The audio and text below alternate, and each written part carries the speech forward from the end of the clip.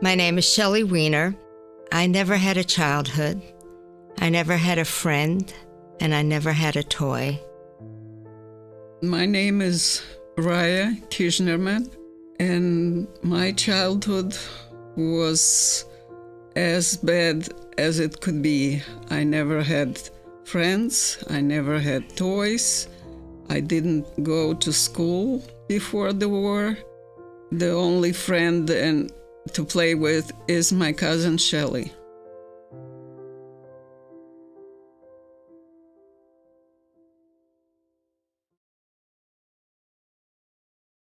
I was born in the city of Rovno. My father was a businessman. My mother had a grocery store that she ran from the bottom of our house. She had it set up. And I had a very happy childhood before the war. My grandfather spoiled me terribly. He would take me to his house and put me on the table, and I could do whatever I wanted, kick the dishes, dance. I was born in Rovno too, but I lived in a village called Myatin, which is 5-6 kilometers from Rovno. My parents had a little business in that village. They were producing lime and selling it. They did have livestock, which my mother was taking care of. My childhood was really nice. I had a lot of girlfriends, especially in the summer when the Roma would come into the woods. I would play with the Roma girls, and we did have a wonderful time.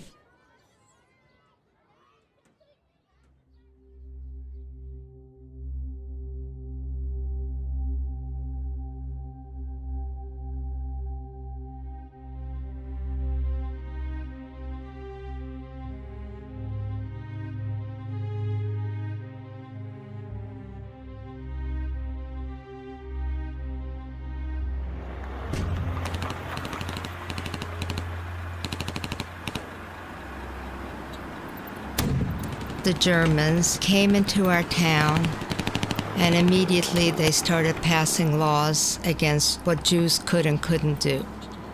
And one of the laws that they passed is they wanted all the males, all the men, to report for relocation work duty. My grandfather had a suspicion that this was not really where they were taking the men. So he lived next door, and he created a hiding place in my mother's house for all the men.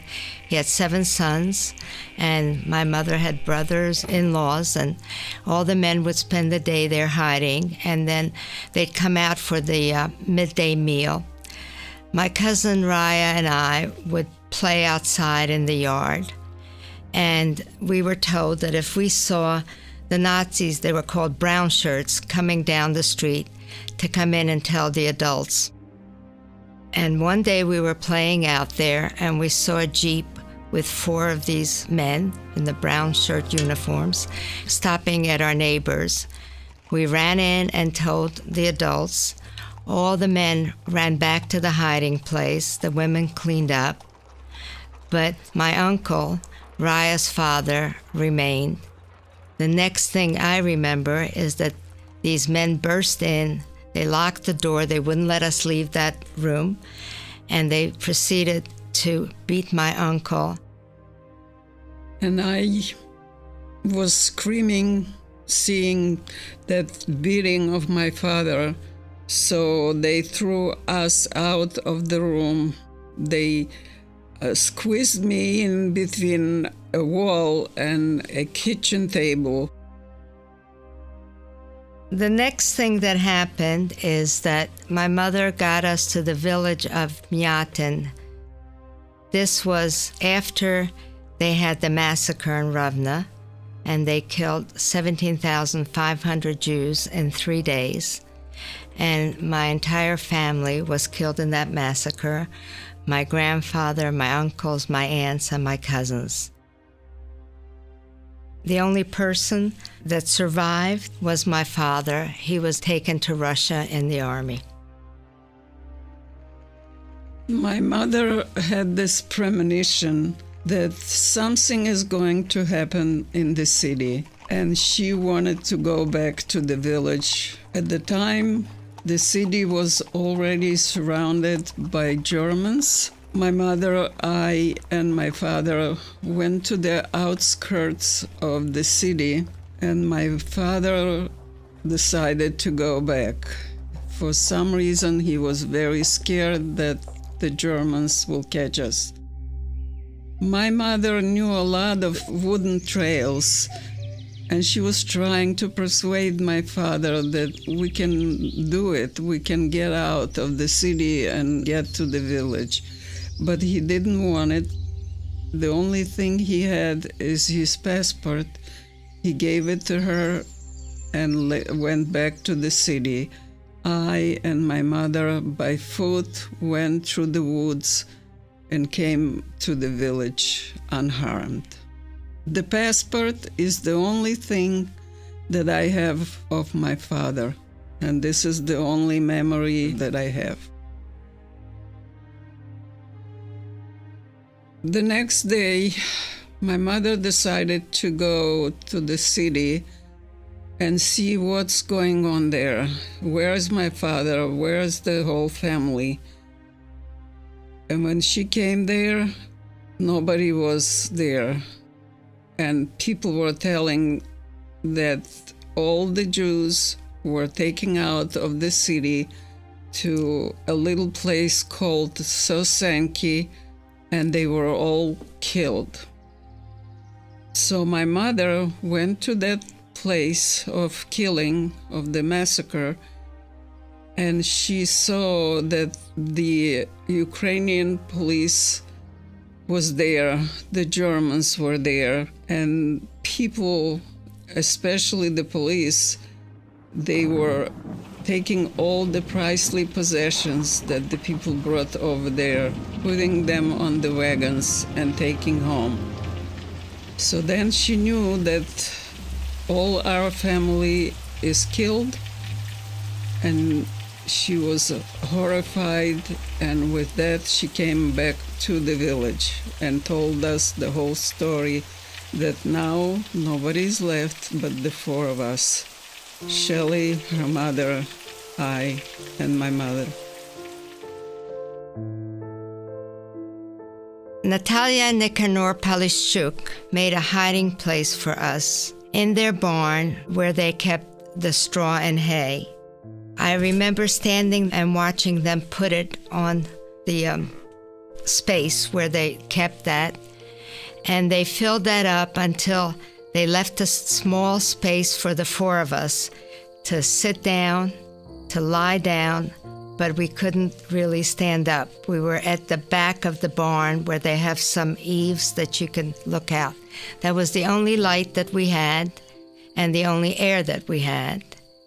And as a little girl, I would tell my mother, please, please, please let me go out and play with the chickens and the kitty cats. They can walk around there, but I can't. The people that hid us, I was a little older than Shelly, so I have more memories. Natalia and her husband, this family, they had 5 children. They had 1 girl and 4 sons. The only thing I know about Natalia and Nicanor is that they took turns bringing us the food. Our biggest problem were the rats and the mice and the lice. So we had a blanket. Once a month, she took our clothes, and we wrapped in the blankets, and they were rough blankets, and she would put them in the oven to kill the lice. The thing that I remember about the hiding in the barn was that Raya and I would play with the straw. We would make animals out of the straw. We would make dolls. Those were the only toys we had. And our mothers would tell us stories. That is how we passed the time away. Altogether, I think we were in the barn maybe 20 months. The scariest night of my life was when Nicanor came up and told our mothers that they were coming for us. They knew we were there, and that we should come down. Well, our mothers said, could we have a little time to say goodbye to each other? And to this day, I don't know what possessed us, but Raya and I guess I was 5 and she was 6 at the time, started crying and begging our mothers not to go quietly, that we should run into the woods. We knew there was a back door to the barn. And somehow our mothers agreed to do it, and that is what we did. From the woods, at daytime, we were hiding in the fields. It was very hot. We had no food, no water. The sun was unbelievably hot. And this is where we sat for 3 days. All we could eat is the raw grain from the rye. And then Nicanor, he was calling on us. So he actually didn't know where we are, but he was calling on us. And we heard him, and we came back to the house, to the bunker, actually. They built an underground bunker to hide their grain and mainly to hide their daughter that was a young girl, and at the time they would take the young girls to Germany. The bunker was a dark, damp place. All they had there is straw that we were laying on. Rats and mice were in thousands running around. We didn't have almost no food, just a little bit to keep us alive.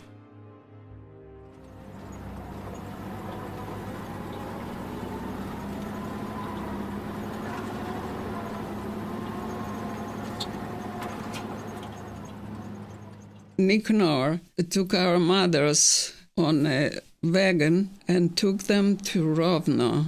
And I and Shelly, we stayed in the village, still in that house, until our mothers would know if it's safe to take us back to Rovno.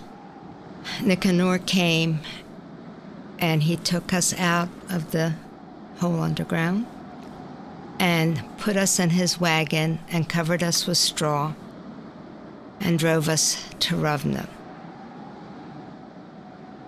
It was a sunny day.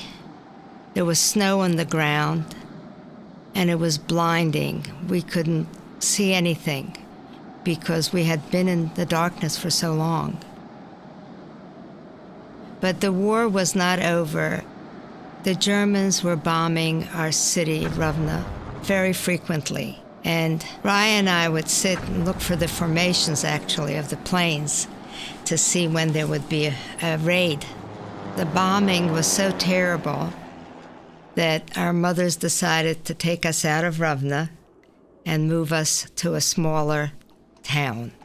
The night after we left, a bomb fell on our house and destroyed it totally.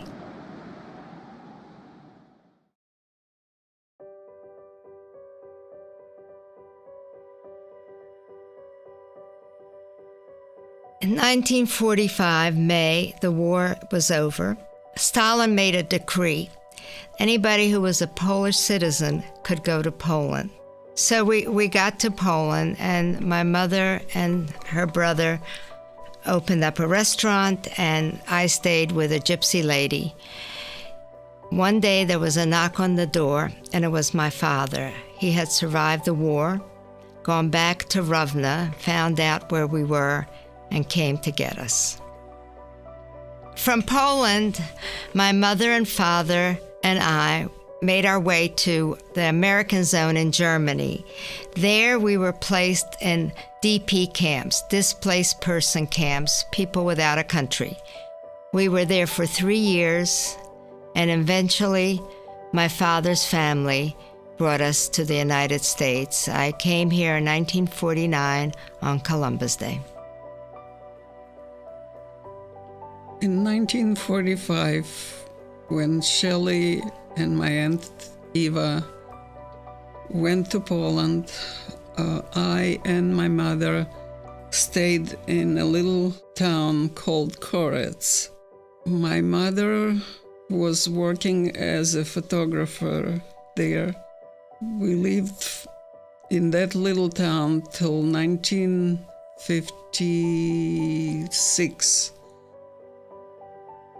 My mother was married to a man that lost his family during the war, but he had a brother in St. Petersburg, and so he decided that we should move to St. Petersburg, and so we did. That was in 1957 or 58. After 1945, we had no idea, no connection with Raya and her mother because they were not in Rovna. We didn't know where they were until in the late 60s, my mother was walking on the street in Tel Aviv. A man recognized her, and he came over to her and said, "I know where your sister is. I just saw her." In 1974, I went to St. Petersburg, where Raya was living at the time, with her husband Anatoly and son Genya and my Aunt Sonia. And it was the first time I saw them since we left in 1945.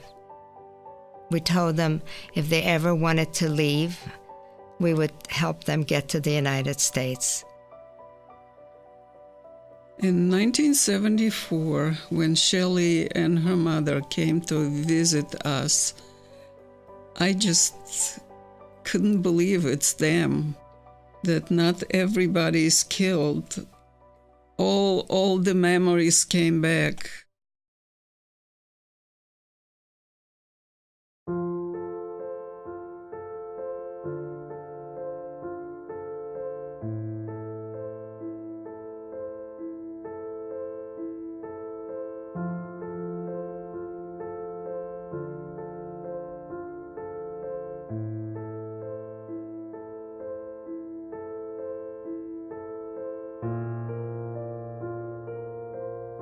In 2013, Raya and I went back to Myatin because we were in touch with the farmer's grandson, and he knew our story. I didn't know what my emotions would be when I got there, but when we came to the farm and we saw the barn where we were hidden, I was totally disbelieved that this could really have happened in that space and that time. But I knew that it did. I knew that that's where we were. But it seemed so small, and so just couldn't understand how 2 little girls could have survived in that place. The house we walked in, we recognized it immediately. The thing that we talked about right away was what we remembered from the hiding. And it wasn't that we were hungry. It was that we were hot and cold in winter and summer. And for me, it was very good way to kind of close a part of my life and to be there with Raya that experienced the same exact thing as I did.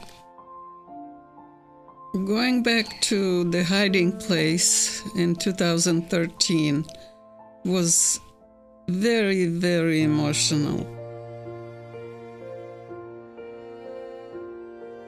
The people that hid us passed away a long time ago, but the hiding place was still there, and it was the same way exactly as we left it in 1945. The only person that lived there is a daughter-in-law of the people that hid us. At the time that we were hiding, she did not know anything about us. But her son, her grandchildren, and they were very, very happy to see us. I have often wondered how the Polishchuk family had such strength and bravery to do what they did, to hide us, 4 people, when they knew that the punishment would be death for them and their children, and all their property would be confiscated. I am not sure how I would react in the same situation. I don't think that many of us know how we would react, but I do know that they were extremely brave and caring to do what they did, to put up with the fear, the deprivation, and everything that was going on around them.